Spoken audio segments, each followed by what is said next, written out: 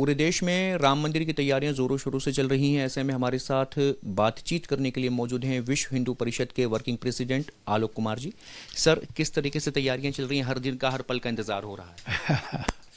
जी हाँ, अब तो ये फाइनल आवर्स है।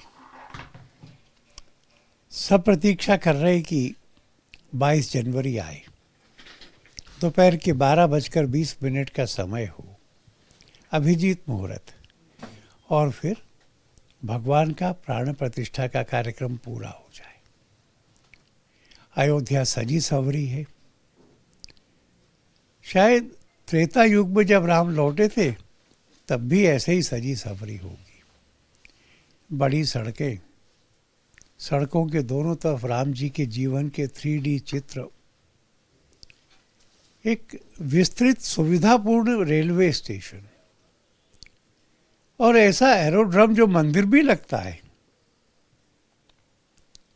भगवान का गर्भगृह जहाँ जन्म हुआ था वहाँ बनाए, वहाँ तो विराजेंगे रामलला 5 वर्ष के बालक की छटा में, और फिर प्रत्यक्ष उपस्थित होंगे 4,500 संत, 150 से अधिक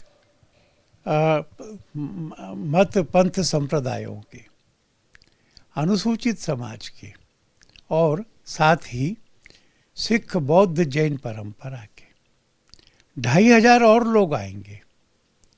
देश के जीवन के अलग अलग क्षेत्रों के बड़े लोग आएंगे, और इसलिए यह कार्यक्रम अयोध्या में भारत की समूची आध्यात्मिक शक्ति और पूरे समाज का प्रतिनिधित्व करेगा। और इसके साथ ही 5 लाख से अधिक स्थानों पर दुनिया भर में मंदिरों में पूरा समाज इकट्ठा होगा। वहाँ से यह दृश्य को देखेगा। आरती जब होगी तो खड़ा भी होगा। शाम को दीपावली होगी। कुछ कुछ बस्तियाँ तो ऐसी होंगी कि लगेगा सूरज अस्त नहीं हुआ है।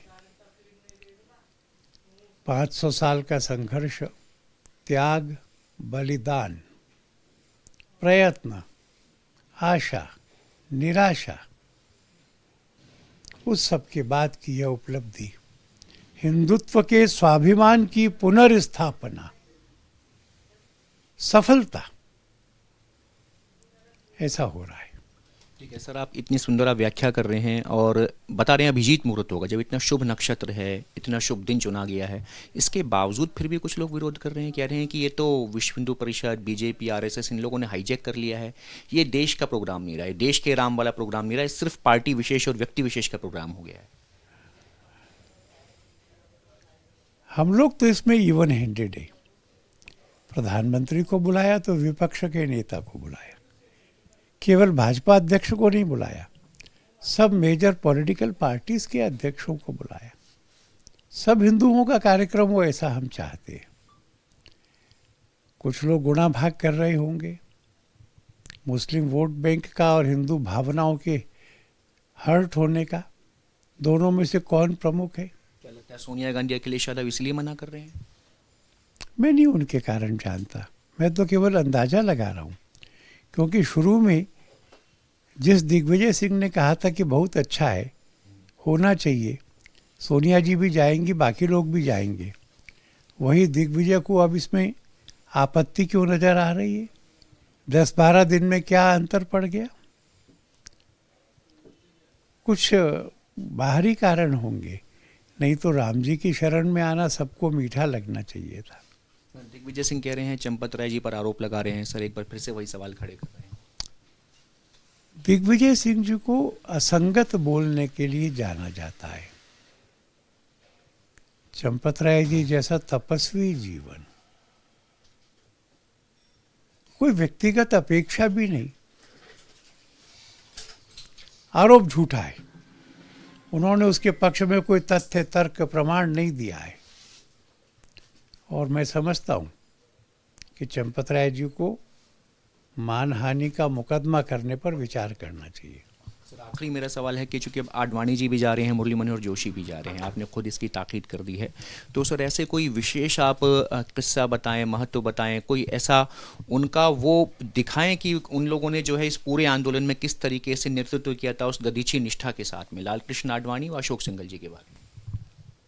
मैंने आडवाणी जी आ रहे ऐसा कहा, जोशी जी ने कहा है कि वो प्रयत्न करेंगे, पर मेरी आंखों के सामने वो सारा दृश्य आज भी स्पष्ट है। जब सोमनाथ से अयोध्या की यात्रा के लिए आडवाणी जी निकले थे, मैं समझता हूँ कि वो इस अभियान के टर्निंग पॉइंट्स में एक महत्वपूर्ण पॉइंट था। उस यात्रा ने देश भर में जागृति लाई थी, हिंदू समाज की सहभागिता को बढ़ाया था, हमारी भावनाओं को राम जी के प्रति मोड़ने में सफलता पाई थी। और जब बिहार में उनको गिरफ्तार किया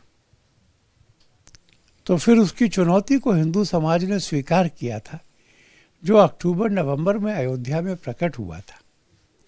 इसलिए आडवाणी जी के आने की हमको प्रसन्नता है।